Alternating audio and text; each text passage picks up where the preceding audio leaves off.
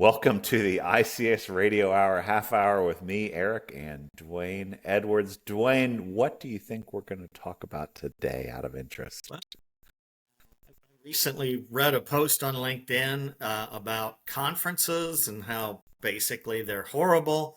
I don't know that I agree all the way over to one side of that argument, but it kind of struck a chord. So today I think we want to talk about conferences and how they're not always great. Let's put it Well, that way. and I'll note this. This will probably end up being a two-part episode, only because you and I had this discussion probably on the phone for about an hour before we even decided to make this thing a conversation that a bunch of other people are going to listen into. So I suppose get this ready for a two-part conversation, but we'll do our best to rehash the same discussion we had that day. And what are the two parts? I think the first part is going to be exactly what you said. Our conference is horrible, particularly in the ICS and the ICS security space. And then the second part would be maybe a little bit of how to make a conference better, or maybe how to be a good attendee at a conference and get value out of it, even when maybe it's a little bit horrible. But let's start before we do that, which I think is like I said, a whole different episode. Let's start with the general argument, and I think I want to break that apart a little bit. So let's start. Why are conferences bad, Dwayne? So here's my issue, right? Is we go, or we hope we go, for education. And I think part of this is somewhat hard to address, but you go and whoever put the conference together had some ideas about it. And, it feels to me as an engineer, particularly, I guess, is that I'm just inundated with sales, right? And so of course, there's always the booths, and that's fine. You can choose to go to them or not, but then you go to the sessions, and the sessions are still sort of very thinly veiled sales pitches, right? As opposed to somebody really talking about something that's going to educate me, right? I guess Yeah. that's maybe sums almost everything up. I could give you details, but that's kind of Fair. it in No, a no, and look, nutshell. we can get into those details. I think as we talk. And I think look, let's be honest here. Conferences are often, put on by people who would like to make a little bit of money from that, right? And or their conferences are places and situations and being given wonderful things like free food and drinks and all these different things, and a lot of that stuff is being paid for by sponsors and companies and things like that, right? So we should all acknowledge that there is no free lunch in this world. However, fair enough. There there are ways that I think conferences have been, and maybe from that perspective in terms of learning stuff, are not perfect. So let's break apart the kind of conference world, right? Maybe when we'll specifically sit in the kind of ICS space, right? I think there's kind of four different big types of conferences, at least in my experience, right? And we'll start from the most intellectual, and we'll go to maybe less or more specific, right? The most big thought pieces versus very specific information, right? And so maybe on the far end of the spectrum of the kind of intellectual thing are, yeah, what I'd call thought piece conferences, right? Big ideas conferences, things like that. I think of things like Dale Peterson's S4, which is often in Miami. I'll give you guys a rant real quick too, as well. I am so glad that the next year that they're going to do the conference in Tampa versus Miami, because I personally abhor Miami Beach. I think it's a money trap, and it's very loud and no one can get any sleep. And maybe that's the point. But at a conference, I like to, especially when you're at a conference like Dale's, where there's a lot of big ideas floating at you. I want to get some sleep and let those ideas kind of meld in my head, even if I'm staying out till 10, 11, 12 o'clock at night, getting a beer or doing beer ISAC or any of those things. I do like to get a little bit of sleep before I get back into the day. So I'm super excited to see what Tampa looks like this coming year versus Miami. So, but that's neither here nor there. So there's the big intellectual pieces. We're trying to raise the bar of the community. We're trying to educate, but we're really trying to make people think, and make people think in a different way than maybe they're used to thinking. So there's the kind of big thought piece conferences. Okay, I fair think enough. The second type of conference, I think, is what I'd call the learn something conference, right? The educational conference, very much set around a thing like a training session, right? Something like SANS, or even on the more specific end, things like Josh Varghese like Traceroute Con, where there's an extremely high level amount of class time. You're trying to learn. There are presentations maybe before or after. There maybe are some small amounts of product pitches or a conference floor where people are out exhibiting, but it's generally within the context of things that people are trying to educate on. So, for example, this past year I went to SANS. One of the big five critical controls for SANS is remote access or secure remote access, right? So all the secure remote access vendors were there in the exhibitor hall, but no one was specifically giving a talk about secure remote access that had a product pitch in it. Why one is better than the other, but they're all there and they're still pitching, right? So there's that educational portion, and then of course you can take your SANS training afterwards or before or during, right? It's really good conference, and it's got its pros and cons, which again we'll talk about. Third type of conference, right? I would deem as the industry specific, industry vertical conference, or a specific regulation or requirement driven conference. So I'm thinking here of conferences like Distributech. Distributech, not really an ICS security conference, not really an ICS conference at all, but it's where all the technology for the energy distribution industry is, right? I'm sure there's SCADA, there's lots of SCADA cons, there's manufacturing cons, things like that, right? Where it was really based around the technology around things. And there's some technology vendors there. Maybe you're more likely to see like the ABBs of the world and the Yokogawas and the Emersons and the Rockwells of the world presenting at these or talking at these. But it's generally in the context of how are we going to make a bigger kind of thing work, or things like NERC SIP, right? Or hey, we're a local distributor, local co-op or something like that. Yeah. Specific, you get the point. Fourth kind of conference I'd call it is almost the much more commercial one that's probably trying to be a little bit of all three. And again, nothing wrong with this. Generally, if you as a attendee, if you work for a distributor or you work for a end user, you're going to get into one of these things for free or extremely reduced cost. I'm thinking like a CS4CA. I'm thinking like a ManuSec. Again, nothing wrong with these. Very highly driven and pushed by sponsors. Almost every talk has a into one of the sponsors, a big floor, lots of free food, lots of ability to talk to these vendors, and really good conversations. So, but very much a commercial and very much there to talk about what products are on the market and new ideas, right? So those are the kind of four. So walk me through, Dwayne. I mean, is your belief that some of these are kind of not really super valuable? Is it one or the other, or is it all of them as a group? Walk me through this. Well, I think you probably you actually made a good point. Well, I'll have to admit that, as much as it pains me. You said you did say there's no such thing as a free lunch. So if we look at those, one end you've got sort of the Dale stuff and the training stuff, which have maybe a different point, but they're still, I think, highly educational. And let's be super clear, more expensive, right? And then there's no such thing as a free lunch. So you go to the other end of that, and maybe that's where I'm sort of my complaint stems from is, yeah, it's cheap, free, whatever. But you do have to sort of wade through a lot of commercials to get to maybe something, right? Mm-hmm. Fair enough.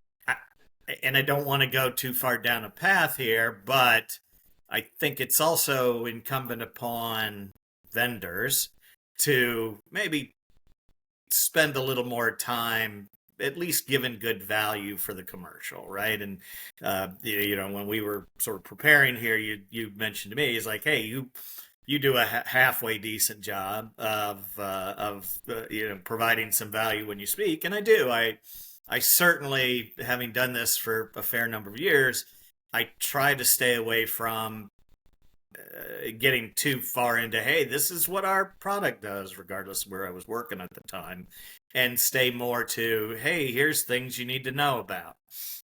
Of course, you still have to have a topic that somewhere falls in your area of expertise at the time, so it's hard to get too far away from it. But I think we all, of any vendors that might be listening to this, is don't take your sales presentation and hide a couple slides. Spend some time, right? Spend some time. People, it's certainly I've had, I think, very positive feedback over the years for that, and so maybe a little of this is uh, trying to encourage other people to do that, right? Sure. That makes Well, sense.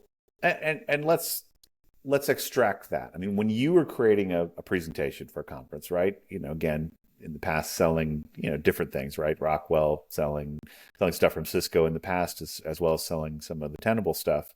Like, how did you do it to try to take a big idea? Did you take a big idea up front and then kind of uh, make the product, or take maybe put some educational nuggets about the product you at that point were selling, or at least you were presenting on? Did you do that, or did you take it from okay, what's an interesting idea or something I've taken from a customer or taken from a situation? How did you go out and develop that? Well, I mean, some equal parts of the following. What is going on in the bigger marketplace, right? What are people struggling with?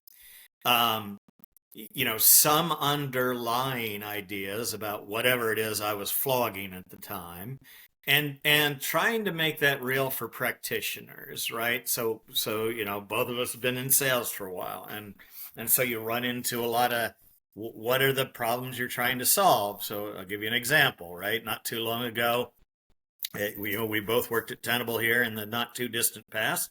Hey, that's all about vulnerability management. Well, I'm not going to knock you in the head about all the cool features or whatever that our products have, but I will say, what are some of the basic issues as a practitioner you're going to run into?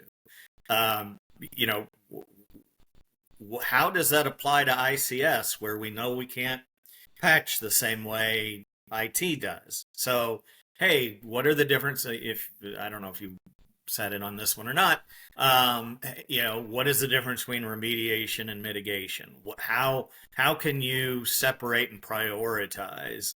And again, quite frankly, that to me was not a commercial about Tenable. That was more about just what are important things that are going on in the industry that you need to be aware of. And could you do that with any product, be it pen and paper, open source software, or stuff you actually buy? Try to abstract and get away from that, because, and I learned this, or I think I learned this many years ago, the hard part in selling security is not selling your product. The hard part is getting people to give a damn.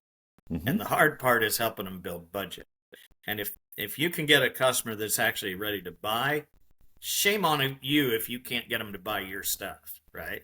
So that, when I've got an audience, even like when I have an audience here right now, is let's be better consumers, let's up our game, let's do that, as opposed to buy my shit, you know. Sure.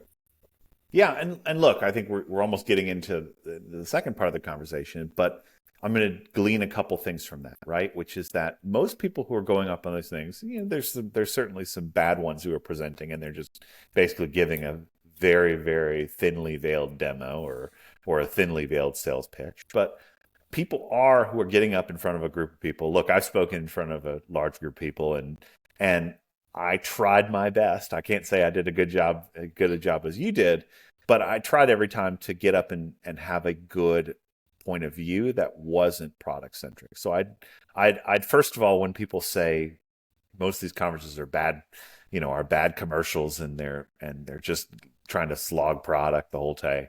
Like, remember, all those people that are getting up and giving talks or getting in front of people are probably trying their best, right? So a little bit of grace and a little bit of love might be worthwhile.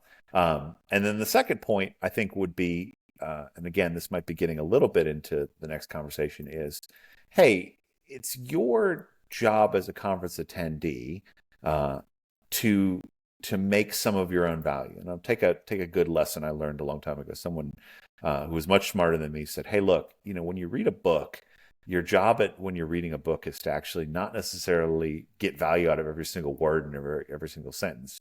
Your job is to read the book and try to get the biggest idea you can out of it. Trying to get great value um, for what's valuable in your life or your situation at that exact time is. So read the book, and if you can get one or two little good smart nuggets out of it, it's worth the $14.99 or the $5.50 or the $1.90 on Kindle, depending on how much you're spending. Getting one or two little good pieces of information and things that make you smarter, those are worth slogging through lots of stuff that maybe won't be as valuable for you. So again, maybe a preview of our next conversation, but I think it's incumbent on people to get as much as they can out of everything that they can, and broaden their perspective a little bit. Now, some presenters are going to make that easier for you, and some presenters are going to make that a little bit harder for you. But Well, still, let's stay on that side, right? yeah, As you said, right? We're both drifting off into this the future post. But if we look at it from our side, and probably speaking, quite frankly, to a little bit smaller audience here, um, if you're going to present, take some time, right? I mean, take some time to actually make the effort to do that. It's you always, some of us, many of us, I don't know, have been through classes that talk about how to build a presentation, how to present, and it's always, I end up with my favorite number being three, right? What are the three big ideas? And especially at these kind of conferences, maybe you're walking into something that's a half hour. Now, I think we all can recognize things in ourselves, and I talk a lot, right? So if I'm trying to present in a half hour, that half hour goes like that. So I should really just be on three things. It's the old stuff you learned in high school about how do you write a paper, right? Keep your topics limited, give your three ideas up front, and then give all your supporting information. Don't try to cram, you know, 80 minutes of content into 30 minutes of time, or 10 pounds of something in a 5-pound bag, right? no, exactly. And I hear that nuggets, that you said the word nuggets. I hear that all the time. What do you want people to take away? Tell them what, the old fashioned sales thing. Tell them what you're going to tell them. Tell them what you just told them. It's hard to take away 100 ideas. It's hard to take away 10 ideas, but I think I can take away 3, especially if you write them down and drill them into my head. And then maybe I write them down while you're talking, but, yeah, keep it concise. And look, I struggle with that every day. Yep, exactly. So good. Okay. Well, so let's go through what else might be maybe a little bit terrible about conferences other than the food. So food is always bad no matter what. Yeah. Um, well, I think, if you look at polling and you look at how you feel and you look at it's, and this is a tough one too, is like, what is the value of going to a conference? The value is going and talking to other sort of like-minded individuals, right? It's, hey, I don't necessarily want to hear for 12 hours a day somebody to try to sell me something. I know, again, it's a common theme for me today, but how can you get more interaction? Now, you can certainly just put space in. You can put time for people to, eat a cookie in the afternoon and do all those things. But one of the things that we did early in Cisco, and unfortunately it sometimes disappeared, was when we had internal meetings like that, and we had a fair number at one point, is we would do birds of a feather. And that gave you time to build a topic or just introduce a topic and let the audience kind of battle it out, or at least speak. I guess I should be kinder than that. Is let it's not me necessarily standing up and broadcasting. It's me or somebody like me saying, here's the topic, and then trying to kind of just let everybody speak and steer the conversation a little. But those, I think, are extremely valuable. Now, how they fit into most conferences, I don't know. Well, That I might think be a I think tough ask. it might be, but it's also not a tough ask. Look, we talk a lot about building community. We talk a lot about how there's not a big community of IC security and people. the great thing about a conference is you've got a lot of people in one space that might have at least one similar interest to you. So it's easy to come to have a quick conversation, figure out what people are doing, figure out where kind of people are in a situation or their market or their niche or their company, and find out what people are doing. Be curious, be interested in what other people are kind of tackling, right? When you go and talk to when you go see somebody at the buffet table, hey man, what do you do? Like, just out of interest, like, hey, we're all here for the same thing. What do you do? What are you trying to learn out of this? It seems like a corny conversation topic, but it's a good thing to talk about. And I've had great conversations at conferences when I'm like, hey, is there anything you learned today that you thought was interesting? Like, Yeah. and again, this is Hey, getting into the second hang on. conversation. I'm gonna cut you off because now you are sliding into our next thing, right? Yeah, So, are we done? That's my question of the moment. Are we done here? Because I feel like we are. I think we probably are. Okay, wrap us up then. Then this has been the ICS Security Hour half hour with the person who doesn't think conferences are terrible. I'm Eric Smith. Watch our next one, which will have some title that is meaningful and is about how to be a good conference attendee. Awesome.